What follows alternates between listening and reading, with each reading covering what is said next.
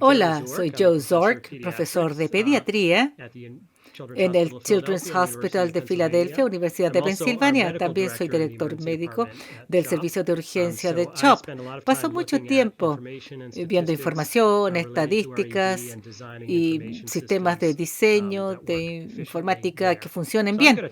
Voy a hablar de mis grandes intereses: asma, bronquiolitis y enfermedades respiratorias.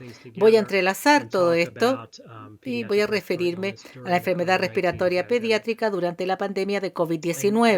El objetivo de mi charla es la epidemiología del COVID en el cuidado pediátrico de urgencia, algunos de los impulsores de esa tendencia: distanciamiento social, testeo, vacunación y qué podemos esperar cuando los niños estén vacunados.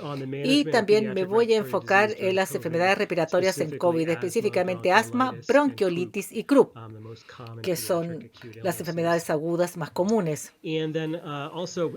Me voy a enfocar especialmente en enfermedades graves y la preocupación de procedimientos generadores de aerosol en que los pacientes llegan con COVID y lo pueden transmitir a otros, específicamente a través de nebulización de medicamentos, el uso de oxígeno de alto flujo mediante cánula nasal, que es un tema candente en enfermedad pediátrica, y también ventilación de presión positiva no invasiva.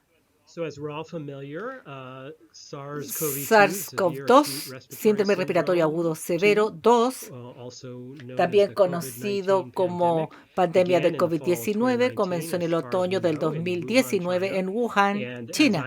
Y al hablar con ustedes ahora, fin de agosto, principios de septiembre de 2021, más de 216 millones de casos y 4.5 millones de muertes en todo el mundo. El coronavirus en niños, bueno, ya ha existido coronavirus, otras cepas causan bronquiolitis e infección de vía respiratoria alta. No es una causa común de bronquiolitis, pero siempre ha estado acá. Estamos aprendiendo más del COVID-19 y SARS-CoV-2. Sabemos que puede producir infección de vía respiratoria alta o baja y también gatillar síndrome multiinflamatorio. Síndrome multiinflamatorio, MIS-C, es un síndrome que se produce varias semanas después de la infección aguda por COVID y es la causa también de enfermedades más severas que tiene un impacto en los resultados que hemos observado en Estados Unidos. Hemos aprendido cada vez más y recientemente hubo una publicación en el verano que muestra que los niños pueden definitivamente transmitir el COVID-19 a sus contactos en el hogar. Los niños mayores y adolescentes lo pueden traer a casa y una vez que esté en la casa, los niños pequeños es más probable que lo propaguen a los miembros de la familia. Deberíamos esperar entonces, a medida que los niños vuelvan al colegio y las actividades sean más normales, esperaríamos ver más infecciones pediátricas y una mayor diseminación. Especialmente en un año normal, la influenza y los virus del resfrío se diseminan a través de los niños pequeños, son los vectores para los adultos. Esa fase de la epidemia es lo que probablemente viene a continuación. Si comparamos a Estados Unidos y Chile, generalmente los colegas chilenos y nosotros comparamos notas antes del invierno para ver si hay alguna pista de lo que pasa al otro lado del mundo y qué va a pasar en nuestro lado del mundo durante el invierno. Para el COVID-19 parece claro que Estados Unidos encabezó esto. La pandemia comenzó en marzo de 2020 aquí y luego hubo un pic en el verano y otro en invierno. El número mayor de infecciones ocurrió en enero, después bajó y al haber vacunas el nivel es muy bajo, pero ahora se observa un rebote con la cepa Delta. En Chile se vio un pic inicial, después tuvieron el pic del invierno en los últimos meses, lo que tiene sentido. Tuvimos unas tasas de mortalidad muy similares, 1.9 por 1000. Estados Unidos tiene más casos, 118 por 1000 comparado con 86 por 1000 en Chile. COVID-19 en niños. Definitivamente en Estados Unidos los niños tienen una menor tasa de positividad, 61 comparado con 118 por 1000. y 14,5% de los casos son en niños. Es desproporcionadamente bajo, pero esa cifra está aumentando. El número más reciente que vi fue el de agosto y hay un 22% de infecciones en niños en las últimas semanas. ¿Y por qué es eso? Puede que haya más exposición en la población, ya que los niños tienen menos distanciamiento social, van al colegio, y los adultos están vacunados, pero los niños no. Esa también puede ser una razón por la cual hay un cambio en la proporción de nuevas infecciones. Afortunadamente, los niños tienen menor severidad cuando son infectados. Las tasas de hospitalización en distintos estados varía de 0,2 a 1,9% y la mortalidad de 0 a 0,03% comparado con 1,6% de adultos durante toda la pandemia de COVID. En muchos estados no hay muertes pediátricas de COVID-19, lo que es algo bueno. ¿Por qué es eso? No lo sabemos con certeza. El receptor AC2, donde se une el virus del COVID, tiene una menor expresión en los niños. Esa puede ser una razón que no penetra también la célula. También hay hipótesis en cuanto a que los niños pequeños contraen otros virus, otros coronavirus, o que puede haber reactividad cruzada con vacunas como la de sarampión. Pero esto es más bien mera especulación.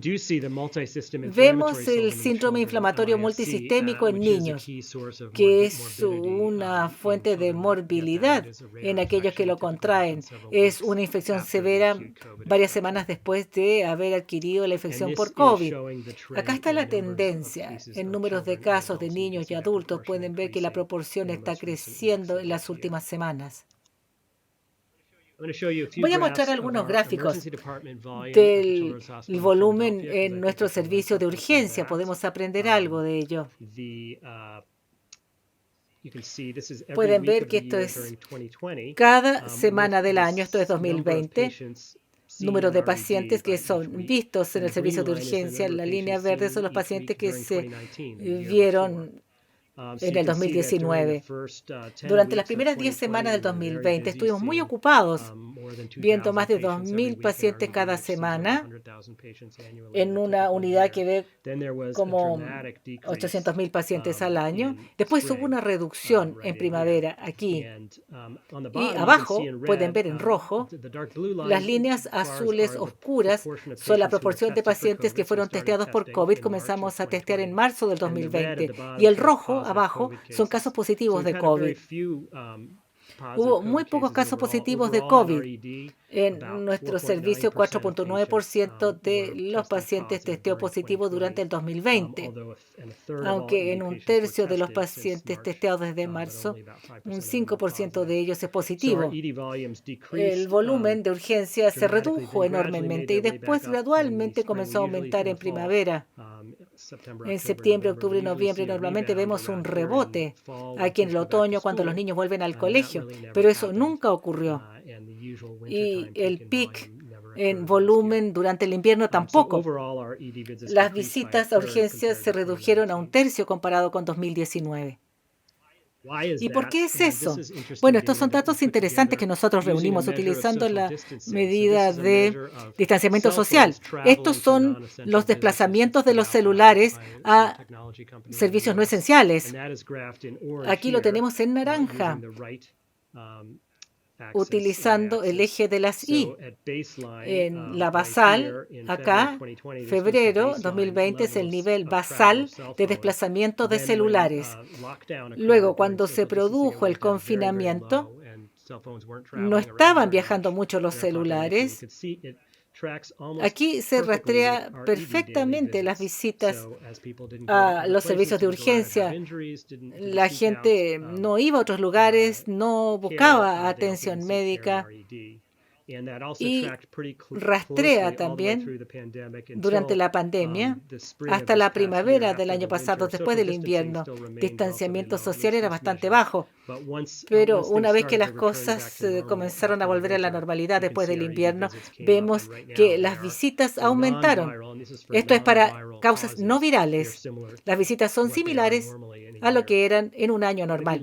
Ahora, visitas virales, por ejemplo, bronquiolitis, asma, infección de vía alta, etcétera, pueden ver un patrón similar.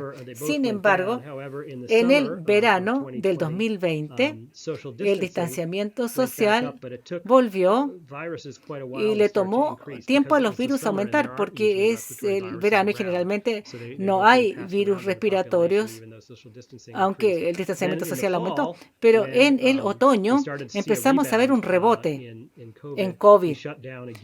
Hubo confinamiento de nuevo, el distanciamiento social, y eso redujo las visitas a urgencia durante el invierno del año pasado. El distanciamiento social definitivamente es muy eficaz para reducir la transmisión viral durante los meses de invierno. Y luego, en la primavera, distanciamiento social. Y acá vemos más visitas por enfermedades virales que lo que veíamos en otros meses. Aquí tenemos la positividad para distintos virus en la población del servicio de urgencia. A la izquierda había mucho influenza A, B, bastantes casos de virus sincicial y otros virus también. Y después de marzo 2020, ¿cómo que desaparecieron? Solamente vemos el rojo, que es COVID-19. Luego, al llegar la primavera y verano, se empiezan a ver algunos de los otros virus que están volviendo, especialmente rinovirus.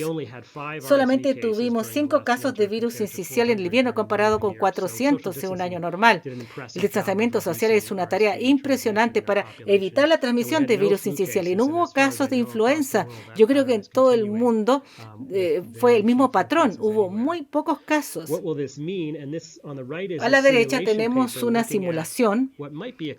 Lo que se espera que pasa cuando los virus desaparecen por un año. Aquí tenemos los pics cada año de virus sincicial. Aquí tenemos un año sin infección. Después de eso, se espera que haya un rebote, porque hay todo un año de niños que no contrajeron virus sincicial. Casi todos los niños contraen virus sincicial los primeros 2 años de vida. Entonces se espera un rebote y se espera que eso continúe por varios años. Y eso es lo que estamos empezando a ver ahora. Unas tasas de infecciones virales bastante elevadas. Estos son datos de la doctora Cristina de Chile. Este es las infecciones en Santiago. Podemos ver que hay un gran rebote en virus sincicial y es similar a lo nuestro. Después del invierno, el distanciamiento social puede que se esté relajando, entonces los virus están comenzando a transmitirse. Voy a hablar de croup y COVID-19. No hay mucha información acá. Existe evidencia limitada que el COVID-19 causa croup, laringotraqueitis, que es típicamente causada por virus como parainfluenza. Hay algunas casuísticas de pacientes que son COVID positivo con croup sin ningún otro virus identificado. Una de las series que mostré acá muestra que hay mala respuesta a la terapia con corticoides. No está claro si eso es infección por COVID o es una coinfección con un virus que no fue detectado, pero un 80% de los casos de croup se identifica el virus. Puede que sea causado por otra cosa. Puede que sí haya croup. En nuestro servicio, 467 pacientes con croup y solamente 22, un 5%, testeó positivo para COVID-19, lo que es similar a las tasas que le mostré para la población del servicio de urgencia. Aunque el COVID puede causar croup, al parecer no es la causa más importante. Por ahora diría que hay que tener presente que cuando llega un paciente con croup, es posible que pueda tener COVID. Lo tratamos de una manera similar. Abajo tenemos un gráfico de la epidemiología del croup. Generalmente en otoño, octubre, noviembre, diciembre, en Estados Unidos, después de la pandemia de COVID, no tuvimos eso, pero ahora en verano tenemos números más altos de lo normal de croup, en julio, agosto, debido a ese rebote. El manejo del croup, no hay cambio del manejo estándar. se dan corticoides orales. Les voy a mostrar el trayecto clínico. Este es el sitio web. Pueden ustedes ver las trayectorias clínicas poniendo CHOP Pathway y van a encontrarlos. Para pacientes leves que no tienen estridor en reposo, solamente les da estridor con agitación, solamente necesitan dexametasona. Hay una buena investigación que muestra que una amplia gama de dosis de corticoides trabajan de una manera similar. Utilizamos 0.3 miligramos por kilo. Hay estudios que muestran que dosis de 0.15 también son eficaces. Solamente tiene que dar una sola dosis oral. Y para croup severa se ocupa epinefrina, puede ser racémica o L-epinefrina en solución salina. Hay que tener presente que se considera un procedimiento que genera aerosoles, por lo que si el niño podría tener croup, lo que sería el caso si uno no los ha sometido a pruebas, habría que pensar con cautela y quizás intentar evitar epinefrina hasta saber que el paciente sea negativo, o ocupar precauciones como una mascarilla N95, una bata para protegerse contra cualquier posible partículas virales en aerosol. Uno podría considerar ocupar inhalador dosificador de epinefrina. Yo sé que en algunos países en el hemisferio sur, en Australia, están haciendo un ensayo de corticoides y para bronquiolitis, para croup, y haber cambiado a dosificador inhalador. Y estamos haciendo bastante trabajo en cuanto a asma. Así que si lo tiene a disposición, podría ser una opción en lugar del tratamiento con nebulizador. Para ingresos por croup, y hacemos pruebas a todos los pacientes que ingresen al hospital por COVID-19, pero si están suficientemente enfermos para requerir tratamientos de epinefrina a repetición y son ingresados, uno va a querer hacerles pruebas de COVID. En cuanto al tratamiento crítico para croup, un buen tratamiento es combinación de helio-oxígeno con 70-80% de helio hasta el nivel que el niño puede tolerar en base a su nivel de oxígeno. Eso no se consideraría un procedimiento generador de aerosol y es eficaz a la hora de estabilizar al paciente. Los estabiliza conforme los corticoides orales empiecen a trabajar y puede ser una buena opción para un paciente enfermo que no responde a medicamentos. Y CPAP, pasar a presión positiva, otros métodos de presión positiva son considerados procedimientos que generan aerosoles y habría que actuar con cautela si uno debe escalar ese nivel.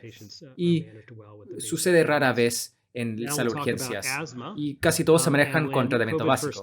Ahora, en cuanto a asma, cuando empezó COVID, hubo la preocupación de que COVID podría ser un factor gatillante para el asma y que podríamos ver alta cantidad de pacientes asmáticos agudos en nuestras salas de urgencia. Fuimos uno de los primeros grupos en describir de que ese no parecía ser el caso, o al menos el gran impacto de la pandemia COVID fue lo opuesto. Y aquí estamos mostrando nuestras visitas a sala de urgencia diarios por asma en azul durante 2020 en comparación con las visitas por asma a lo largo del promedio en los últimos 4 años en gris, y se observa que en marzo de 2020, conforme empezó el distanciamiento social en la línea de puntos, esos son casos de COVID. Conforme empezó a aparecer COVID y empezó a instaurarse el distanciamiento social, las visitas por asma cayeron a un nivel muy bajo y permanecieron así durante mucho tiempo, lo que fue favorable. Otra preocupación fue el hecho de que tratamos a muchos pacientes nuestros con nebulizador y hubo una escasez y alta demanda de inhalador dosificador en Estados Unidos. Fue difícil obtenerlos en algunos hospitales, pues todos se dieron cuenta de que uno quisiera ocupar inhalador dosificador de ser posible, pues un nebulizador que hace aerosol del medicamento conforme el paciente inhala-exhala, el virus podría ligarse a esas partículas y diseminarse. Y no se sabe acerca de ese nivel de riesgo, pero podría ser un riesgo posible, por lo que inhalador dosificador es recomendado como alternativa cuando está disponible. Al ocupar nebulizador, las formas de reducir aún más el riesgo sería que el paciente ocupe boquilla si tienen edad suficiente, de manera que haya menos medicamentos y partículas en aerosol viajando por la sala. Uno puede también ligar un filtro HEPA al nebulizador para que las partículas no se atrapen en el sistema nebulizador. Y un buen análisis estos últimos meses con un grupo de opinión experta internacional sobre el uso de nebulización en asma durante COVID-19, que también se dirige a algunas de estas medidas.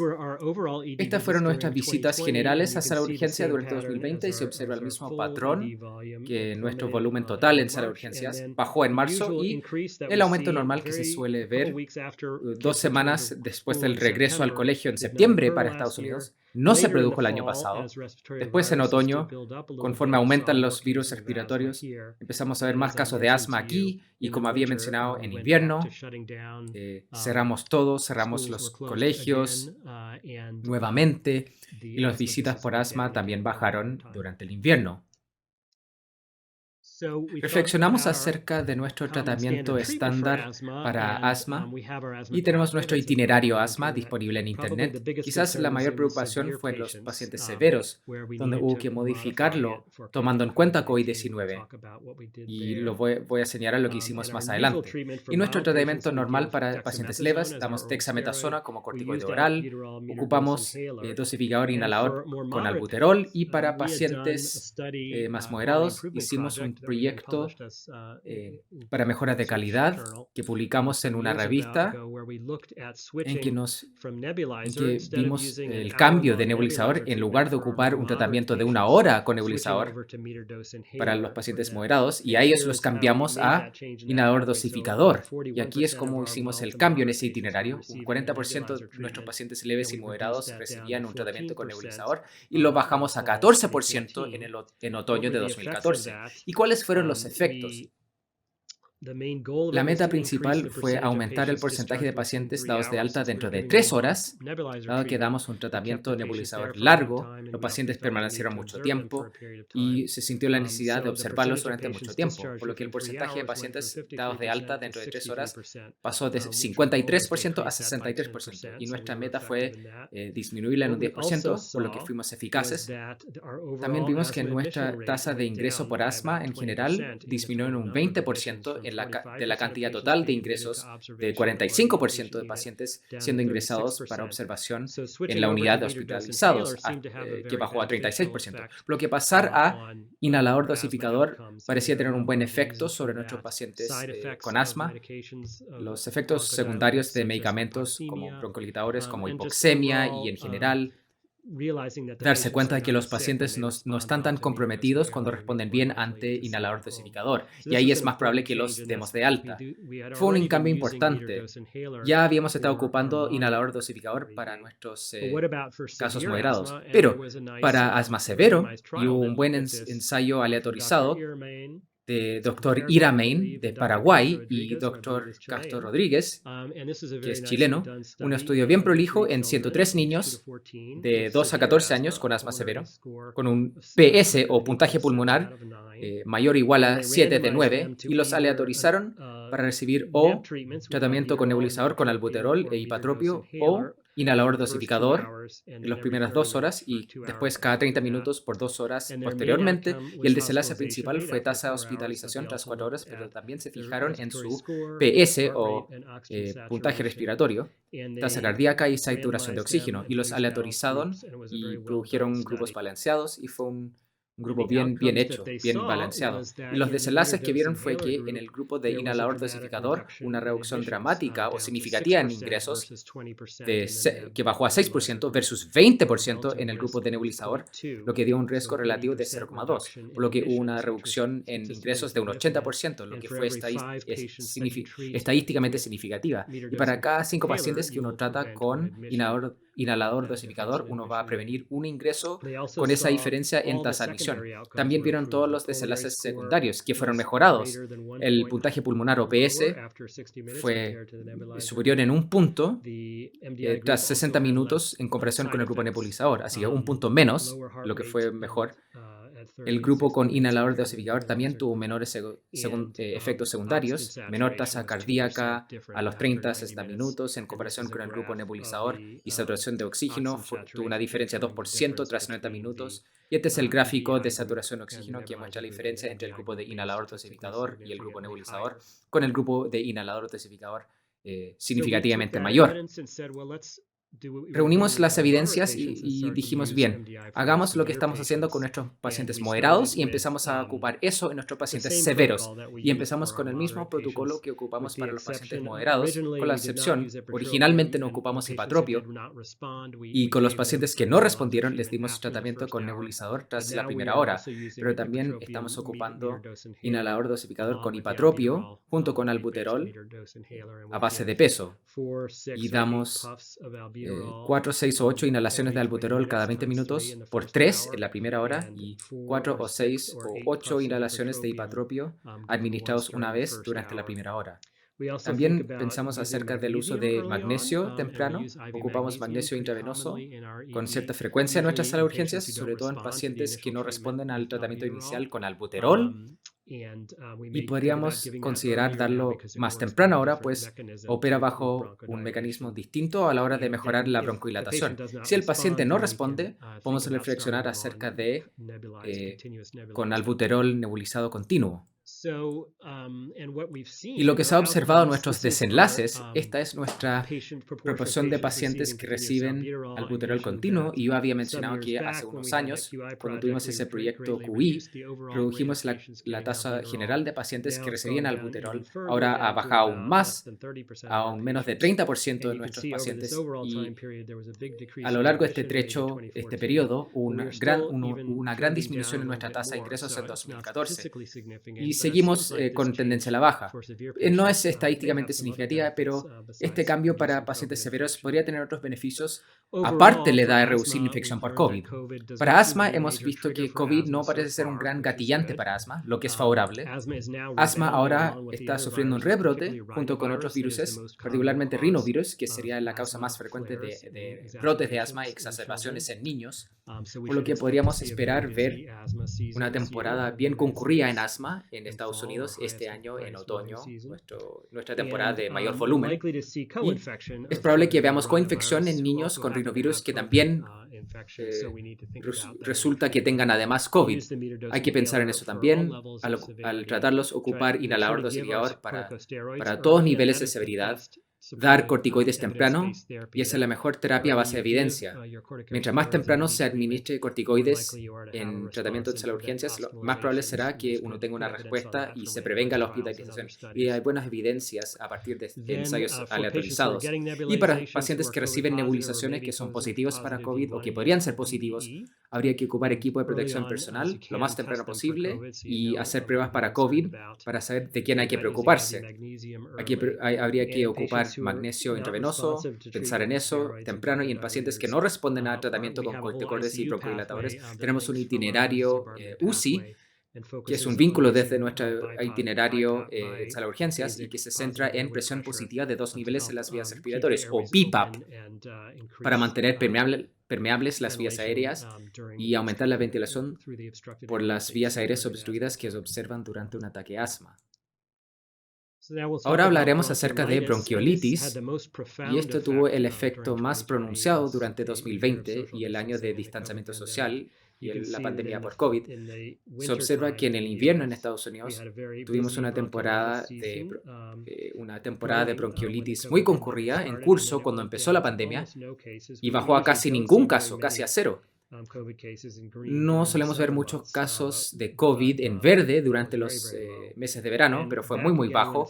Y cuando empieza, generalmente en noviembre, en diciembre en Estados Unidos, no vimos casi ningún caso de bronquiolitis el año pasado, una disminución de 59%. Y entre pacientes con bronquiolitis, el 97% de ellos fueron analizados para ver presencia de COVID, y solo 10 de la corte entera, menos del 3%, fue positivo para COVID, por lo que podemos afirmar que probablemente COVID no cause un cuadro de bronquiolitis, lo que es favorable, dado lo difícil que es tratar bronquiolitis. No parece ser un efecto frecuente de COVID.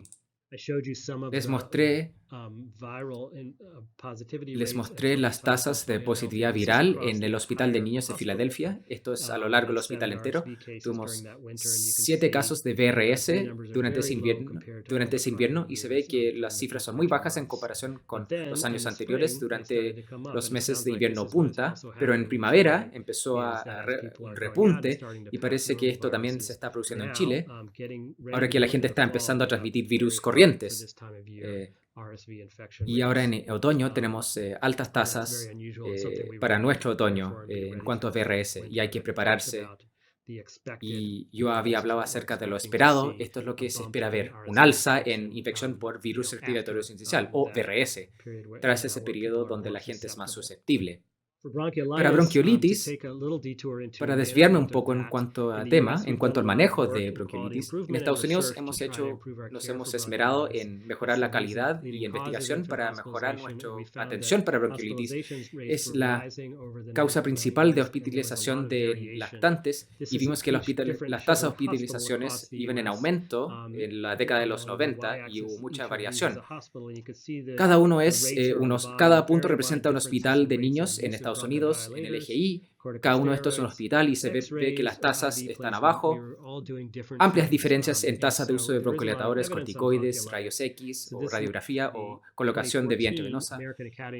Estamos haciendo cosas distintas, por lo que hay mucha evidencia en cuanto a bronquiolitis.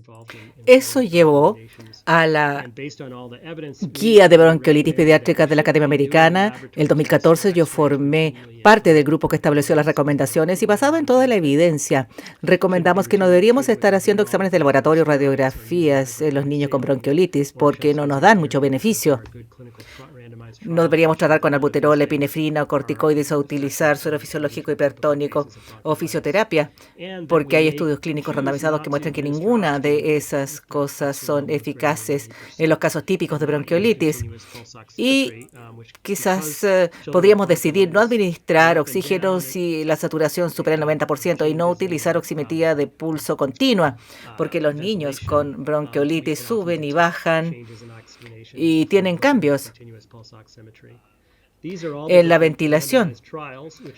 Con frecuencia podemos detectar cambios en la oxigenación, en la oximetría de pulso. Estos son estudios controlados, randomizados, que son típicamente pequeños, donde se ven broncodilatadores y su efecto en el puntaje clínico de bronquiolitis. Podemos ver que todos estos estudios están en torno a la línea central.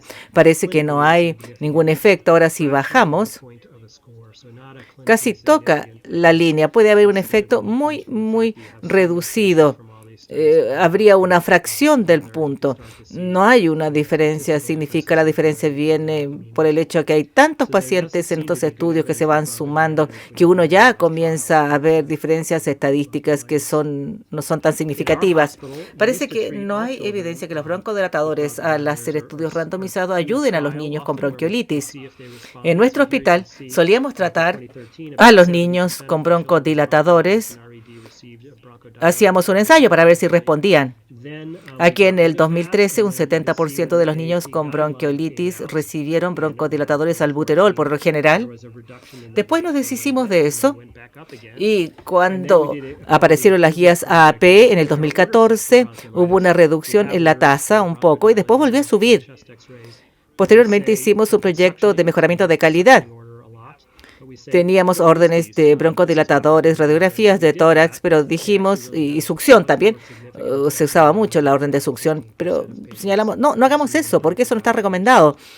Y cuando hicimos eso, hubo un efecto significativo y ahora un 15% de los pacientes reciben broncodilatadores para bronquiolitis y no ha habido un cambio en las tasas de hospitalización, estadía en el hospital o regreso al hospital. Ha habido una variación. Acá tenemos la tasa de broncodilatadores en muchos hospitales pediátricos. Vemos que ha bajado el uso de broncodilatadores en los meses después de las guías de la AP. Los corticoides siguen bajando y también los antibióticos se usan poco. Y esto es bueno porque esta es una enfermedad viral. Y el oxígeno. Hemos aprendido cosas interesantes de estudios recientes de Canadá. Este es un estudio que hizo Suzanne Shu, lactantes con bronquiolitis, y la única persona en urgencia que sabía cuál era la saturación de oxígeno era la enfermera de triage. Después de eso, los randomizaron ya sea a oximetría de pulso normal o una que mostraba 3 puntos más alto que el nivel real. Y se vio si eso impactaba la toma de decisiones y si era algo importante. Si había una pequeña reducción en el nivel de oximetría, lo randomizaron. Un niño con oximetría de pulso del 93% que se desplegaba bien o desplegaba 3 puntos más altos. A todos los médicos en el servicio de urgencia vieron la tasa de ingreso y no se vio que ese aumento llevara a más admisión, 41% para los pacientes usuales y 25% para los pacientes con un nivel más alto desplegado. El resultado es cuántos de esos pacientes tenían que volver al servicio de urgencia y no hubo una diferencia significativa. De hecho, hubo una tendencia a ser más bajo en los pacientes que tenían la oximetría de pulso más alta. No había razón para pensar que los niños ingresados debido a un nivel más bajo tenían peor resultado. Hizo otro estudio también, 118 niños dados de alta por bronquiolitis, se midió la saturación de oxígeno con oximetría de pulso a ciegas para ver cuántos de ellos tenían desaturaciones en la casa. Eso a veces ocurre en el hospital y encontraron que muchos de ellos tuvieron desaturaciones. 2/3 al menos tuvieron una desaturación menos del 90%, la mitad menos de 80% y 24% menos de 70%. Las desaturaciones duraron varios minutos. Los pacientes que tuvieron la desaturación tuvieron resultados similares en cuanto a visitas médicas no programadas y hospitalización. Debemos esperar entonces que los niños con bronquiolitis, su oximetría de pulso suba y baja debido al tapón mucoso en la vía aérea y la obstrucción de la vía aérea. Y eso puede ser transitorio cuando se despeja la vía aérea y vuelven de nuevo. Este es un modelo de predicción. Este es un estudio internacional viendo qué pacientes nos deben preocupar. Y desarrollaron un puntaje para poder predecir qué pacientes pueden necesitar escalar su tratamiento cuando son ingresados a la UCI. Aquí tenemos ventilación no invasiva. Y lo más importante fue saturación de oxígeno menos del 90%. Ese debe ser el punto de corte donde nos debemos preocupar del paciente versus una reducción leve de 93 y 94 que sabemos va y viene con la bronquiolitis. Recientemente hemos estado pensando mucho con respecto a tratar la bronquiolitis con cánula nasal de alto flujo.